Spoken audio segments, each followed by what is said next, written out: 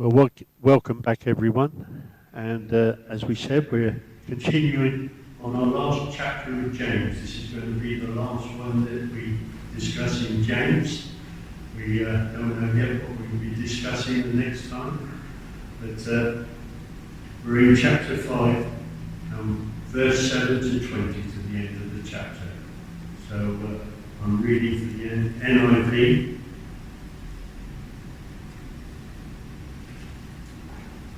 And the heading of the first part is Patience in Suffering.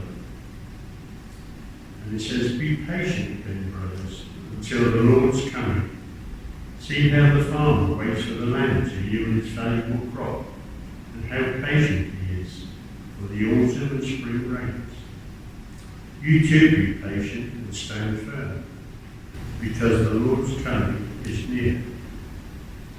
Don't grumble against each other, brothers, or you will be judged. The judge is standing at the door. Brothers, as an example of patience in the face of suffering, take the prophets who spoke the name of the Lord. As you know, we consider blessed those who have persevered. You have heard of Job's perseverance and have seen what the Lord finally brought about. The Lord is full of compassion and mercy. Above all, my brothers, do not swear, not by heaven or by earth or by anything else. Let your yes be yes and your no, no, or you will be condemned." The next heading is the prayer of faith in verse 13. "Is any one of you in trouble? He should pray. Is anyone happy? Let him sing songs of praise. Is any one of you sick? He should call the elders of the church to pray over him and anoint him with oil in the name of the Lord. And the prayers offered by faith will make the sick person well. The Lord will raise him up. If he has sinned, he will be forgiven. Therefore, confess your sins to each other and pray for each other so that you may be healed. The prayer of a righteous man is powerful and effective. Elijah was a man just like us. He prayed earnestly that it would not rain, and it did not rain on the land for 3.5 years. Again he prayed, and the heavens gave rain, and the earth produced its crops. My brothers, if one of you should wander from the truth, and someone should bring him back, remember this: whoever turns a sinner from the error of his way will save him from death and cover over a multitude of sins." So that is the word of the Lord in James, the final chapter. And after James's rant in the end of chapter 4 and the beginning of 5, it looks now that he's talking to those people that have felt hard done by their masters. And so I don't know what else you want to add, but it's very interesting about the farmers and the rain. Absolutely. James uses that wonderful picture, doesn't he, of the crops. See how the farmer waits for the land to yield its valuable crop, and how patient he is for the autumn and spring. It's that patient in expectation. And I guess what James is trying to get at here is that As people who, as Christians, believe in Jesus, we need to be patient in everything. Patient in how we behave, patient in the things we do, patient in our expectations. And I wrote down here as I was thinking about this: patience in all things is key. You know, that sense of being willing to be people who expect stuff to happen, but be patient for it to happen. And I love the verse 7, because it says, "Be patient, then, brothers, until the Lord's coming." You know, there's an anticipation for Jesus' return, as opposed to, well, it might not. There's natural anticipation. And for me, that's the crux of this, is that anticipation of being patient in it. Yeah, and I think, it's great that, James uses the farmer as the example, because when you was reading it, Terry, it says, actually a farmer can't hurry the process. It takes that period of time. And it's like you were saying, Martin, be patient then, brothers and sisters, until the Lord's coming. Yes, he's coming. There is a process and there is a set time. Yeah. But you have to be patient, and that's why I love it when it says, patience in suffering.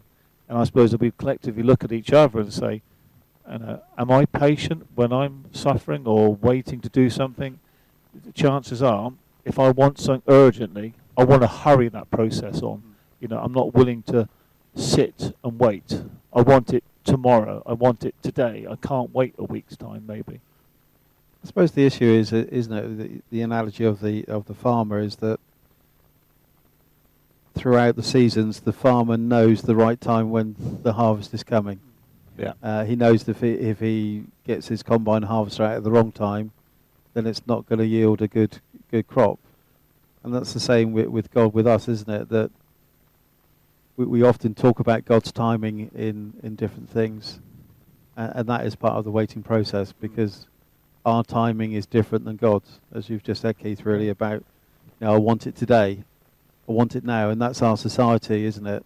We can go to get fast food, we can get instant TV, we can get instant news from wherever in the world, but actually sometimes it's God's timing how things work out. But every time we read this, I am sure the farmer doesn't just go out and sow his seed and sit back and puts his feet up, has a cup of tea and say, that's all right, come next spring. There's other work to be done in between, isn't there? Yeah, and I think this is what, the message you're saying. It's not just sit back and do nothing. It's that preparation for the coming seasons or the coming of the Lord, as it mentions in the first few verses.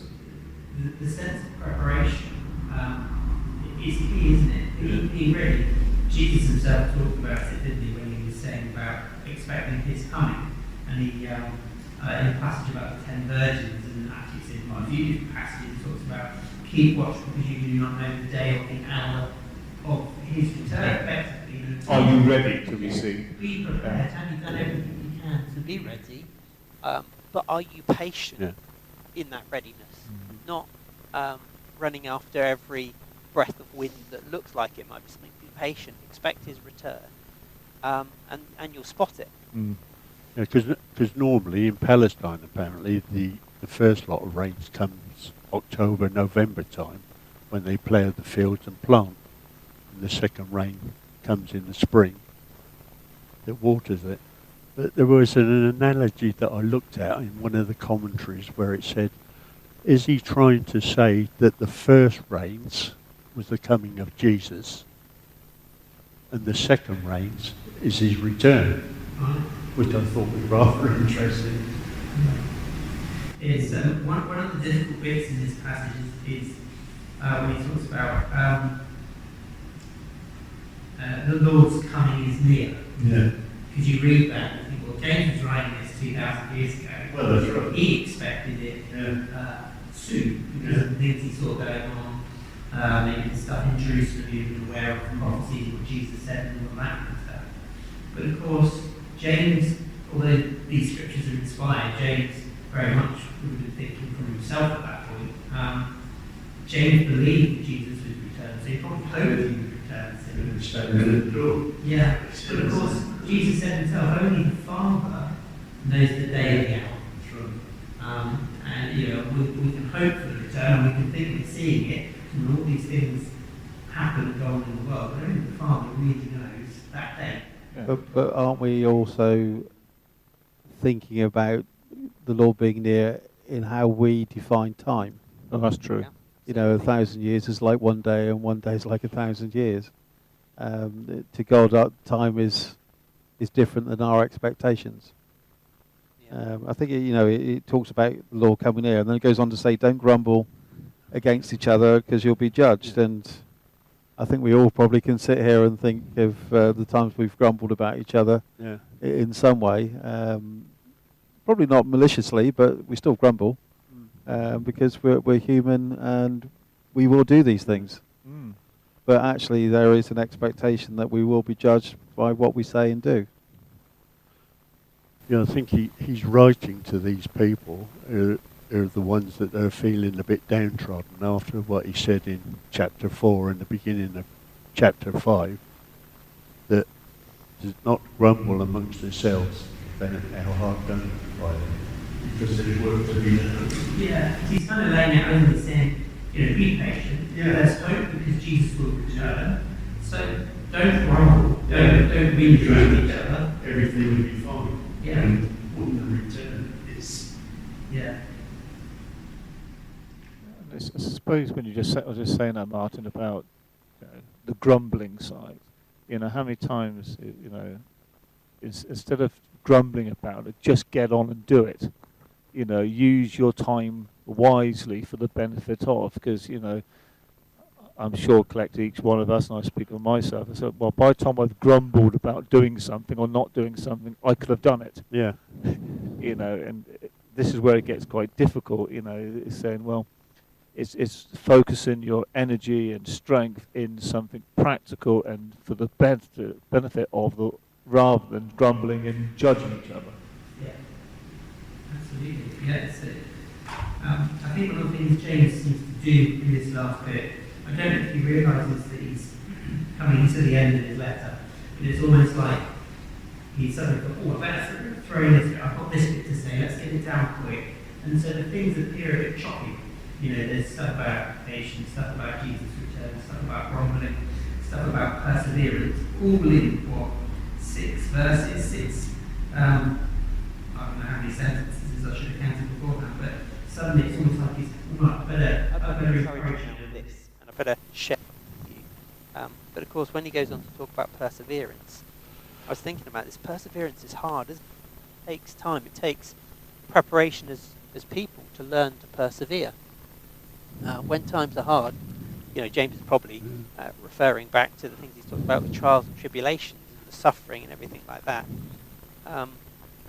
Perseverance is really hard when we don't get it, when we don't see an end, when we don't see an outcome.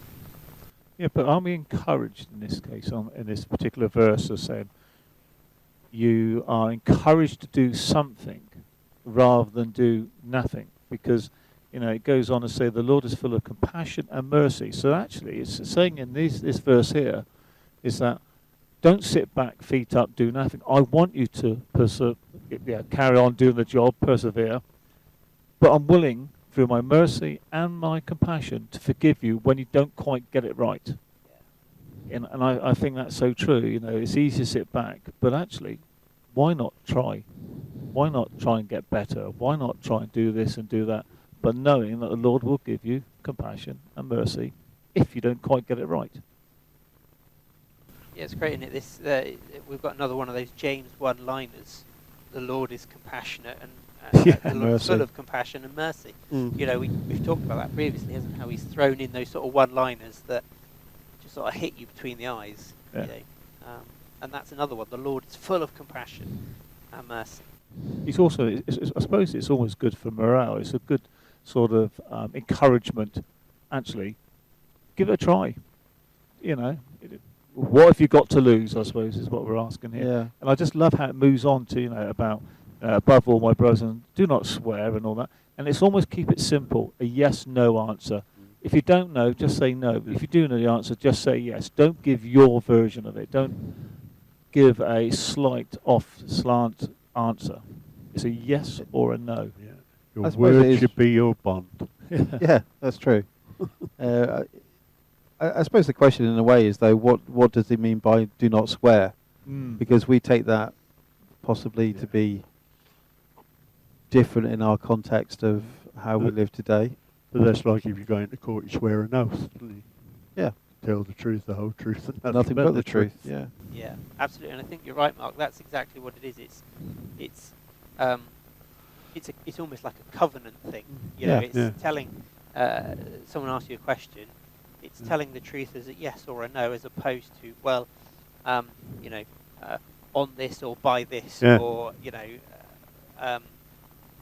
that's the difference. Is it's about being simple in the way we deal with each other, and not trying to outdo each other by perhaps promising more That's than right. we can. So Yeah. it's, That's why our speech, we should be guarded on what you say, really. Because if you promise to do something, you've left yourself open, haven't you, if you don't carry it through. yeah, yeah. And it's so easy to do that, but Yeah. and it's not deliberate a lot of times. You know, we're with all the best intentions. We want to do things and say we'll do them, and Yeah. you know, I think events and times overtake us, and we don't. But people, unfortunately, will remember those little times when you don't, and That's forget right. all the times that when you Yeah. have. Yeah. But yeah, I mean, swearing is something I don't particularly enjoy listening to, but I No. understand people get their frustrations out in Yeah. different ways. But it's interesting, you know, because you know, when we have our conversation, I love coming back to the study part of the Bible, and it goes on about saying it's all about reputation. You know, for someone who exaggerates will often be known as someone you can't believe. But actually, it goes down and says, by avoiding lies, half-truths, and omissions of the truth, you will become known as someone who's trustworthy. So you don't tell lies. You can be trusted as a God-worthy person. And someone who is known to exaggerate or not quite tell the truth, you will get the reputation of that person. And I think that's where it's saying about, you know, do not swear. In other words, be open, be honest, be truthful. Be yes, no. There's no deviation between the two.